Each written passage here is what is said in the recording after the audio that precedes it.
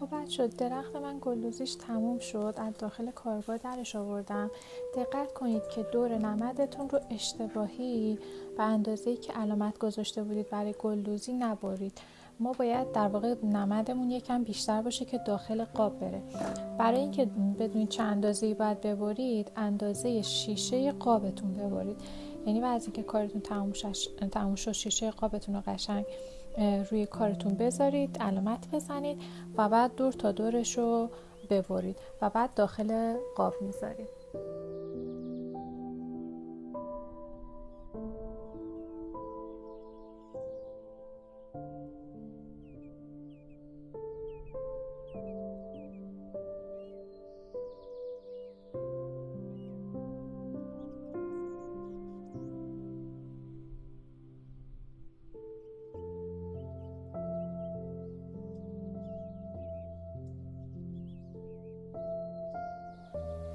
خب بچه‌ها ببینید، حالا نکته‌ای که هست اینه که ما اگه بخوایم این رو مستقیم همینطوری روی این در واقع قابمون بذاریم، چون چوبیه و تیره نشون میده، این طرحمون قشنگ نمیشه، تیره میشه پشتش. خب یه سایه میندازه. برای اینکه این اتفاق نیفته، یه کاغذ A4 اندازه دقیقاً دوباره همین شیشه‌ای که داشتیم میبریم و اول کاغذ A4 رو قرار میدیم، بعد روش طرحمون رو میذاریم که تمیزتر رو در واقع سفیدتر به چشم بیاد.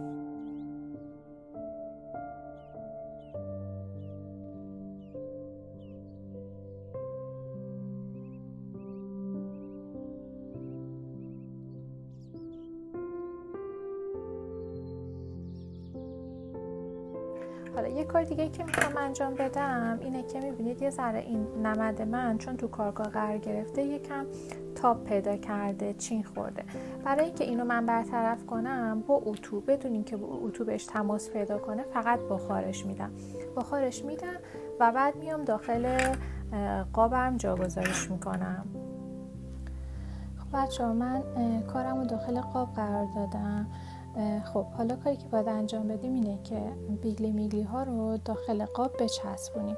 این مرحله رو با چسب حرارتی انجام میدیم و خیلی باید با ظرافت و دقت انجام بشه، چون اگر اشتباه کنیم کار خراب میشه، دیگه راه برگشتی هم وجود نداره.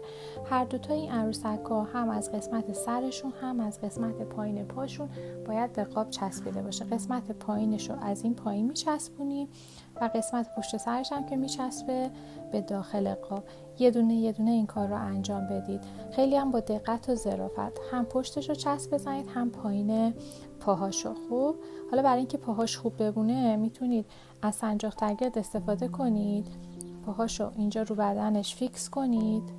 خب که میخواید بچسبونید تو دستتون نیاد و در واقع مزاحمت ایجاد نکنه، راحت بتونید چسبش بزنید.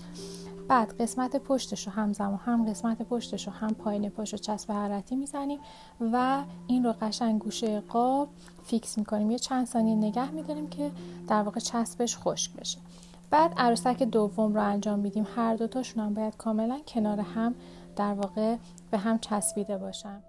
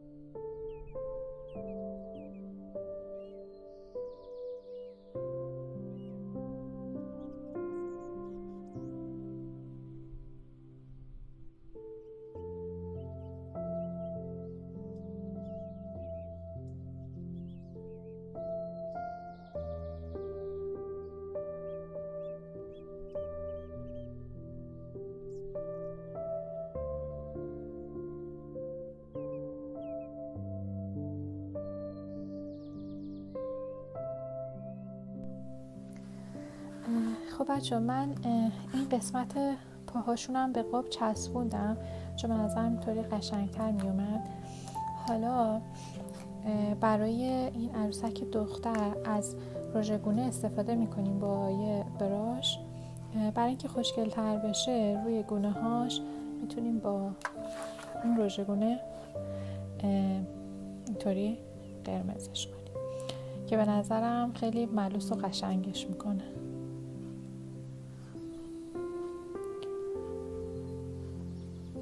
خیلی زیاد نزنید که پررنگ نشه، خیلی پررنگ باشه زشت میشه. همینطور ملایم با یه رژگونه رنگ ملایم.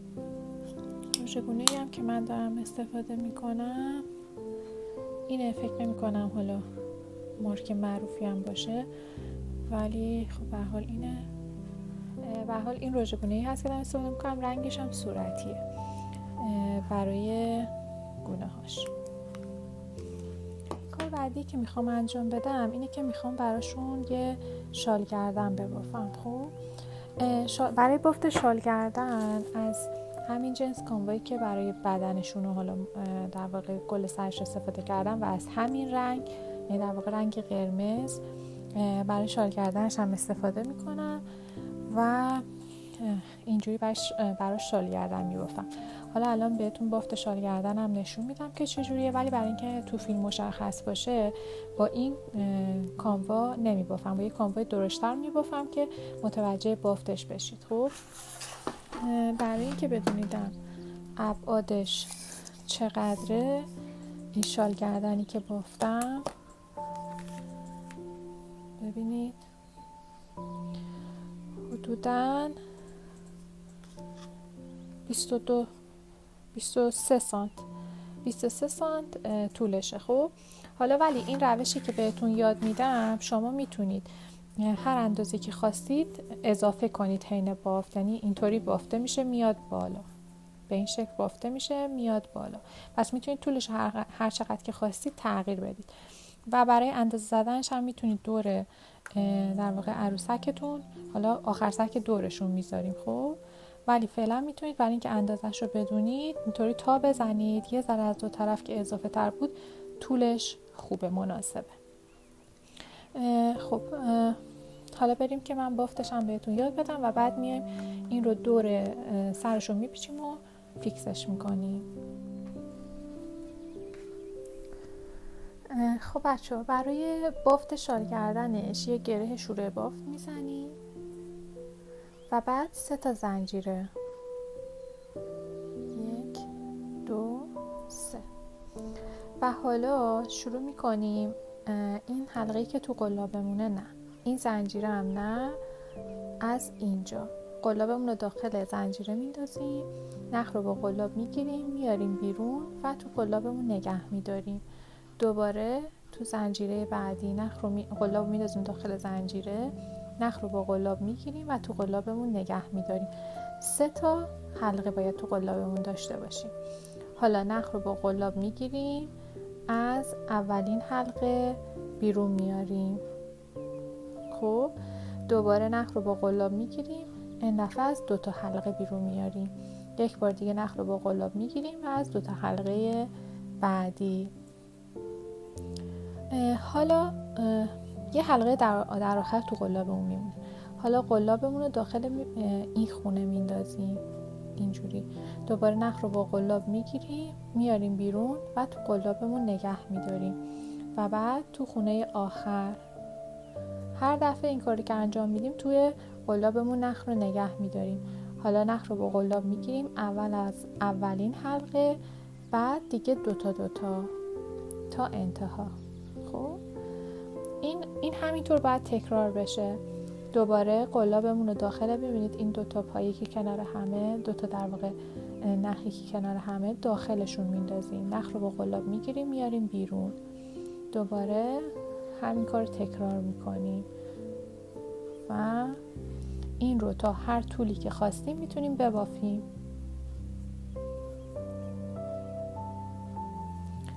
به این نوع بافت میگم بافت تونسی.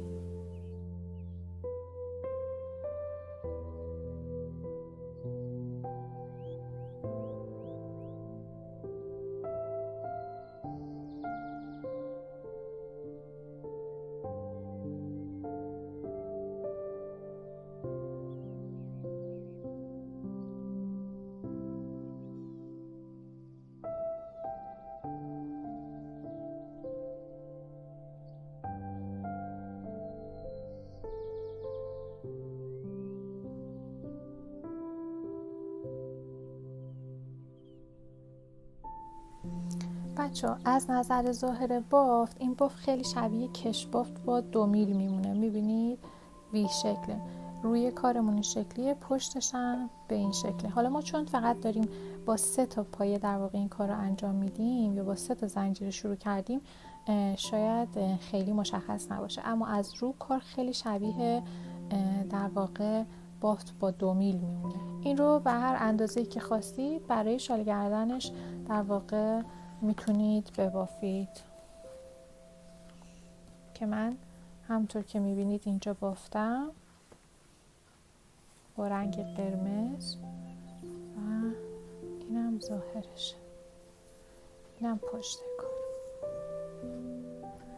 خب حالا کاری که باید بکنیم اینه که این شال گردن رو از دور سرشون رد کنیم و بعد با چسب فیکسش کنیم. من از یه موچین یا پنس دارم استفاده میکنم که بتونم اینو از پشتش رد کنم.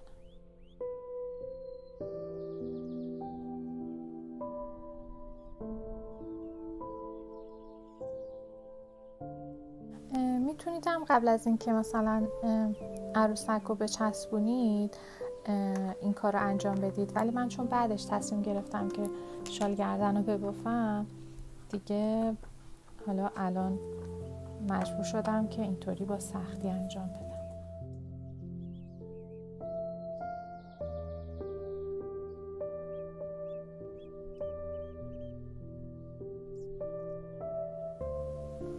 اول با سنجاق جایی که میخوام در واقع شال گردن قرار بگیره رو مشخص میکنم و بعد با چسب حرارتی این رو به همین شکل میچسبونم.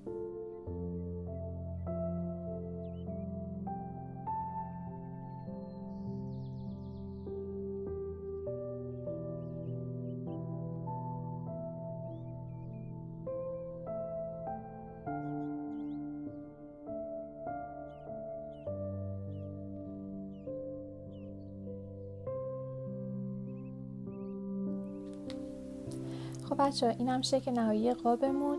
امیدوارم که این عروسک‌ها رو ببافید و این قاب زیبا رو درست کنید و از بافتش و در واقع درست کردنش لذت ببرید. خب من بهتون قول داده بودم که انتهای این آموزش نظرمو در مورد این قلابی که خریدم بهتون بگم. بچه به نظر من قلاب خیلی خوش دست و راحتیه و یه نکته‌ای که توجه من رو جلب کرد اینه که من با قلاب قبلیم که قلاب بافی می‌کردم اینجا پشت این انگشت کوچیک دست راستم، چون من قلاب رو به این شکل میگیرم بچه‌ها، میبینید دقیقا این قسمتی که قلاب باش در تماس بود حالت پینه طور تقریبا زخم میشد، پینه میبست، اما متوجه شدم که با این قلاب همون زخم خوب شده، هم دیگه این حالت به وجود نیومد. و این نشون میده که این قلاب خیلی از لحاظ ساختاری با آناتومی دست بدن در واقع خیلی جوره و اذیت نمیکنه آدم موقع بافت و خیلی خوش دسته و فعلا به نظرم خیلی قلاب خوبیه. من که همیشه حس خیلی خوبی نسبت به قلابای تولیپ داشتم و قلابای دیگه‌شو که داشتم واقعا راضی بودم و از این هم راضی هستم تا به این لحظه و به نظرم یک قلاب خیلی خوبیه که باهاش بافتم راحته و دستم اذیت نمیشه. خب خیلی ممنون که تا انتهای ویدیو با من همراه بودید. امیدوارم که این آموزش رو دوست داشته باشید و فعلا خداحافظ.